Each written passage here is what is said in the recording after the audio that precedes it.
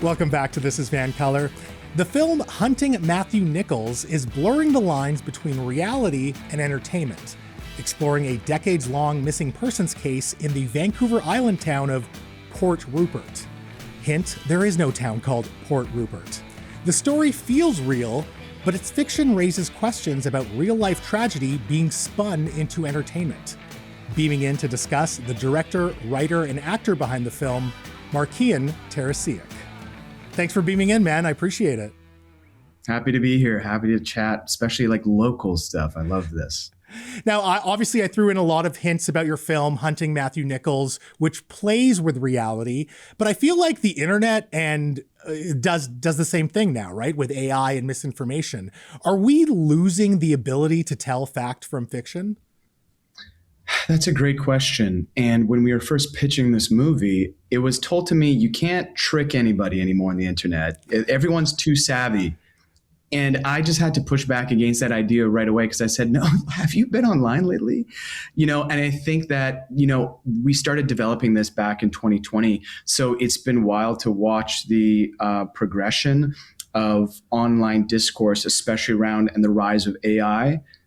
What is real anymore? And also in our political climate, what is real anymore? Misinformation is so prevalent online and people are falling for it every day, especially like the AI stuff.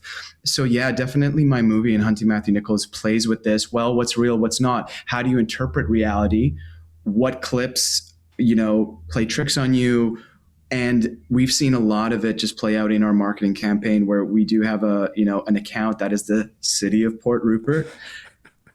And I got to tell you, just like, it's shocking how many people fall for it and also engage into like rage bait stuff. Because a lot of somebody said it perfectly. They're like, this is the first marketing campaign that throttles rage bait in order to get engagement. And yeah, that's like what we're doing. And to answer your question, no, I think people are more easily fooled than they were, a long time ago, or like from the Blair Witch back in the 90s. It's just so easy. And you just touched on this idea of creating this world of Port Rupert. So people actually did think it was real and they were arguing on the internet about this? Yeah, our marketing team gets into daily fights with people online. Port Rupert just today, they sued us, if you haven't heard. They sued the film. And, wow, okay. People are so passionate about, the city of Port Rupert wants to take the movie down and people are like, no, free speech, like you can't do this. When it takes one Google to just see if what we're doing is real or not, and people just don't take the time, I think, to like look into it. It's the emotional impact of what is right in front of you that is what everybody reacts to. There's no sitting there and questioning what you're seeing or Googling it. It's like a quick emotional visceral reaction gets the strongest response. And we're taking advantage of that for good or for worse. We can talk about ethics, but I'm a small indie film and I need to get the word out there somehow. Well, your film does speak to this idea of true crime being entertainment to the point where it can feel exploitative. Do you think that we are treating real life tragedies as Netflix content these days?